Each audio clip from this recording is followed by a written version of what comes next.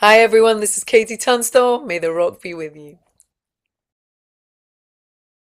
Firstly, KT Tunstall, welcome back to May the Rock Be With You. It was pretty much just a year since we spoke. So what I'd like to do is catch up. How's the last year been for you? It's been, let me think. So it would be beginning of May. This time last year, I would have been like fizzing with anticipation for my massive birthday show at the Royal Albert Hall in London, which was also my 50th birthday, which was the celebration of the 20th anniversary of the first album, and it was the best night of my life. Yeah. And it had taken about 2 years, to plan that whole thing because it was basically a surprise birthday party for 5,000 people, and I knew what was happening and they didn't.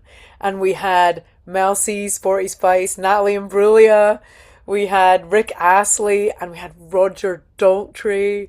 Yeah. And no one who'd bought a ticket had any idea that these people were going to be there singing their massive hits and singing an amazing cover. And so it really was like, it just felt all roads led to that summer.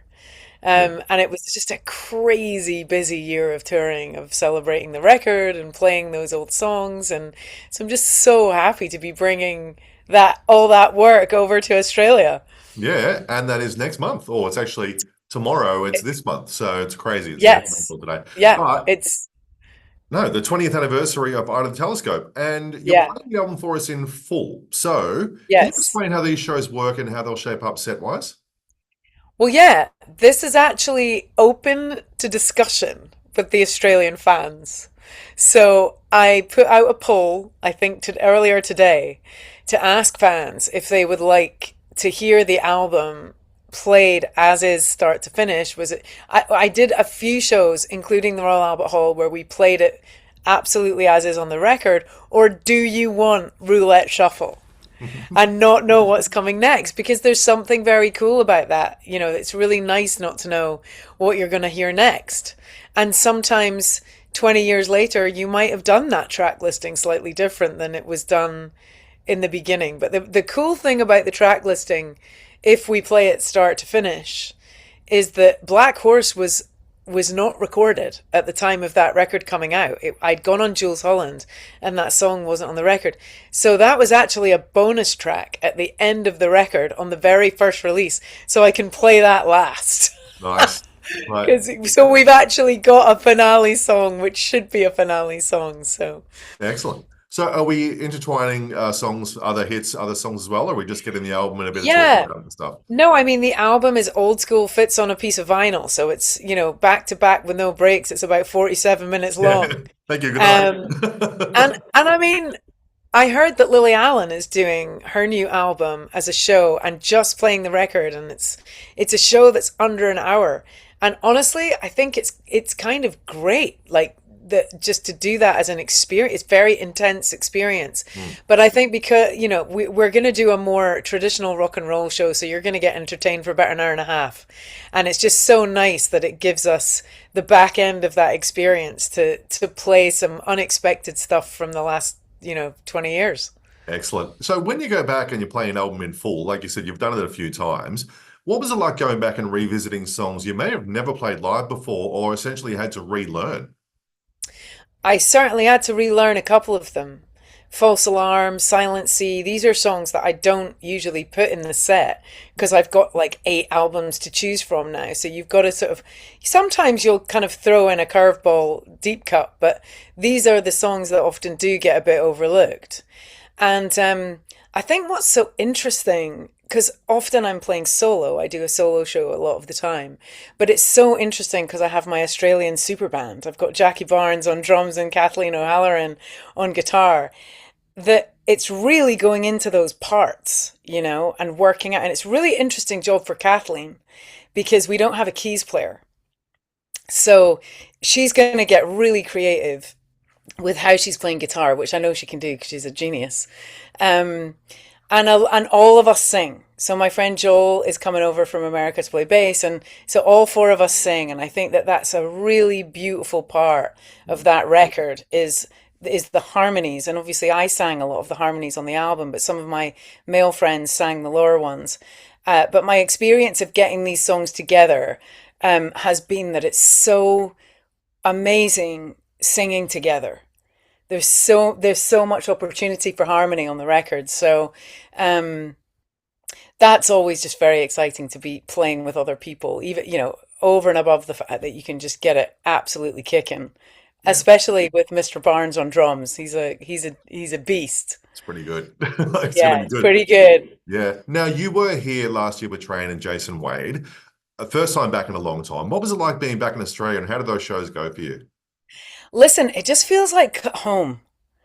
It just, especially as a Scottish girl, coming to Australia just feels like home with amazing weather and food.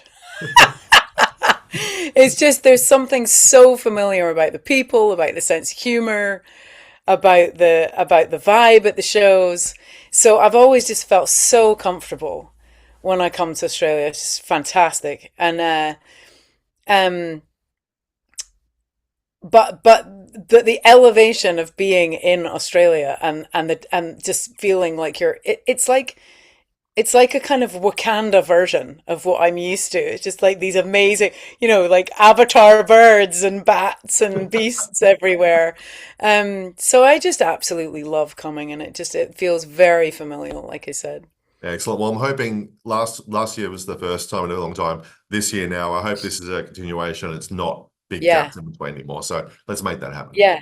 But Yeah. also, like, coming over with Train, they're such good guys. Mm. They're a great bunch of people, and they've got amazing fans. And so that really did me a solid. It was a really great leg up from them to bring me over with them Yeah. and reconnect with people, but also play for their fans, many of whom had never seen me. So um, it was really like I knew at that point when I come over from that tour, this is an opportunity to really start coming back to Australia regularly and build that audience. It's so hard when you first start. I mean, poor me. I had a really successful record, but it pulls you in so many different directions, and it's just like where do you go, and how do you need 10 of yourself Mm. to be able to keep these relationships with fans going. So I'm just so thrilled that this feels like the second go around of like really coming out to Australia more regularly and partying with the fans out there more often. Sounds good. I was at the Sydney show and I absolutely loved it. And I watched the crowd Oh, and they thank loved you. you. So it was so good. Oh, awesome. Now, music does mean a lot to people, and you can never know how someone takes a song or makes it theirs. But is there been a story that someone's told you that stands out that'll always stick with you, what your music has done for them? Oh, good question. Um, I mean, I think the thing that's most meaningful, I'm trying to think of it as something specific. The thing I love most now is meeting younger people who are in their late teens or early 20s who've been brought up on this record. And you never think about that when you make your album. You're not thinking about 20 years later. Um, but it's amazing to me to think about these children who've been brought up with this music kind of woven into their DNA as they've grown up with their family. And they have now picked up guitars and started writing because of this record, this first album. And then they've kind of kept up with the album since. And I think it's just very humbling realizing that, I was 29, 30 when that record came out. So even then, I wasn't singing something that would necessarily relate to a 17-year-old, never mind a 17-year-old in 2026, who's living a really different existence than I would have done then when I was 17 or even in my 20s. So it reminds me of that kind of magic and alchemy of the music that it can connect you to unexpected people and unexpected, from unexpected age groups and backgrounds and for unknown reasons. But I mean, I was playing the other night and someone was like, "Could you please play this song, The River?" Because we walked down the aisle to that song, and you know that people have been born to the songs and have died to the songs, and I mean everything in between. Um, but yeah, I think my favorite thing is when younger people come up and say, "This is the first song I learned on guitar." That's amazing. That's so good. Now, what I wanted to talk about was your loop pedal, because when you Yeah, look back, you were essentially one of the first, if not the first, to bring it to the mainstream. Now, you look at people like Ed Sheeran, and that's his whole thing, right? So, yeah. what was it like taping that? I'm going to say this, a loop of faith and coming out with something I different. love it.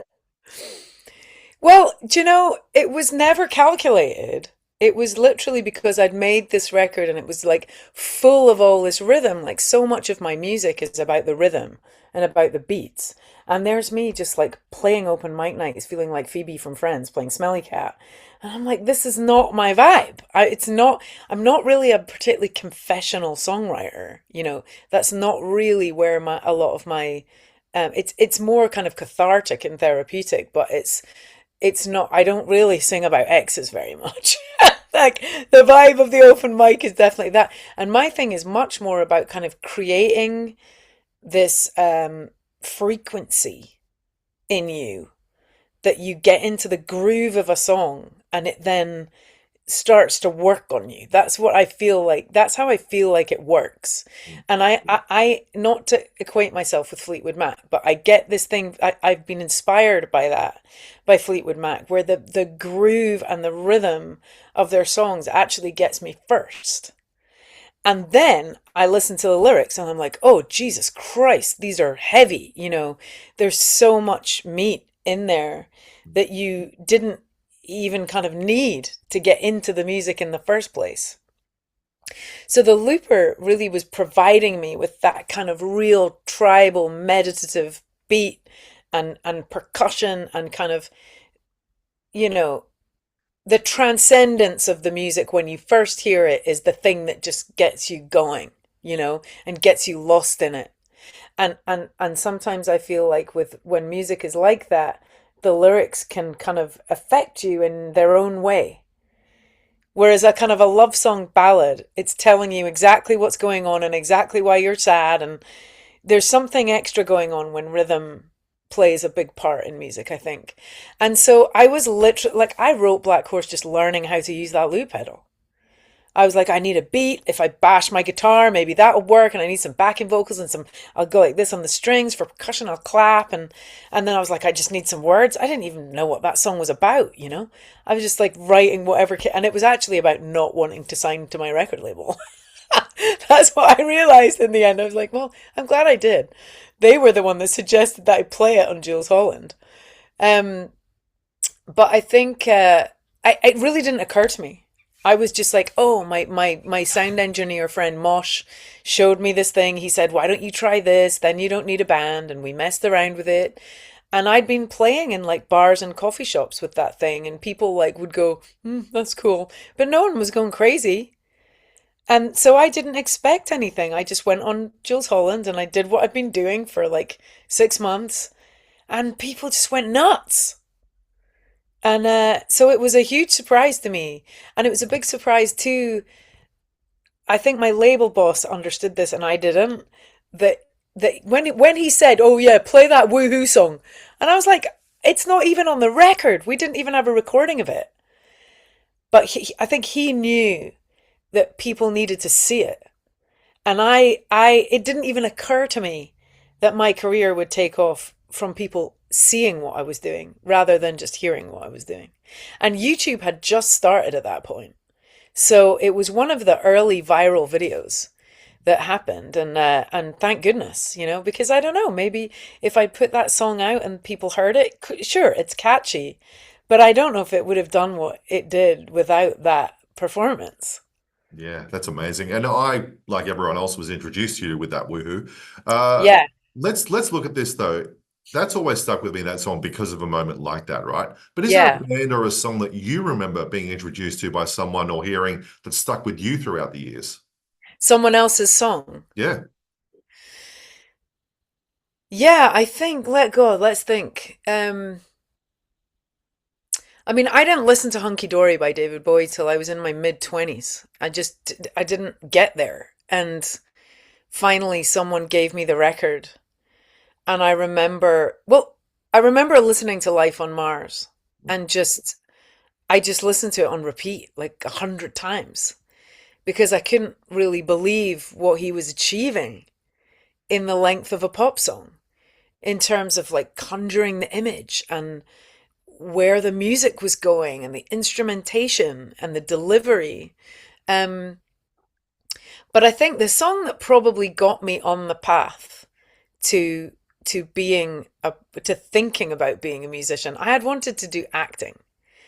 And older, and this was like when I started at around 8 at a local theater. So I loved performing because I loved realizing if I enjoy myself, everyone enjoys me enjoying myself. And then they enjoy themselves. And then you enjoy yourself more. And then they enjoy themselves more. And I clocked that at 8 years old, and that's still why I do it. It's like it's so simple that if you enjoy yourself, you make people watching you enjoy themselves. It's just the best thing ever. But as I was getting older and acting, I was maybe getting to 14 or 15. I was like, hold up a minute. I don't want to learn someone else's words, and I certainly don't want someone telling me how to do it. And that's what acting seemed like to me. I don't want to be directed. And so I met a bunch of musicians in my hometown, and around that same time, my dad got a satellite dish and we got MTV because he wanted to watch the rugby.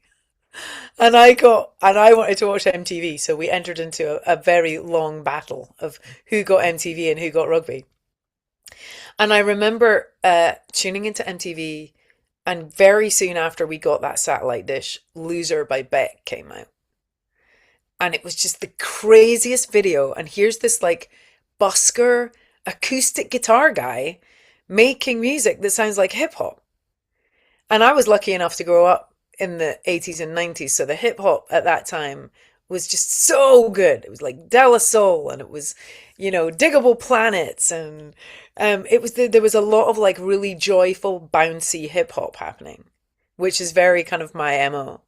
And then to see that kind of married to acoustic guitar and a white guy singing, I was like, oh, that's the coolest.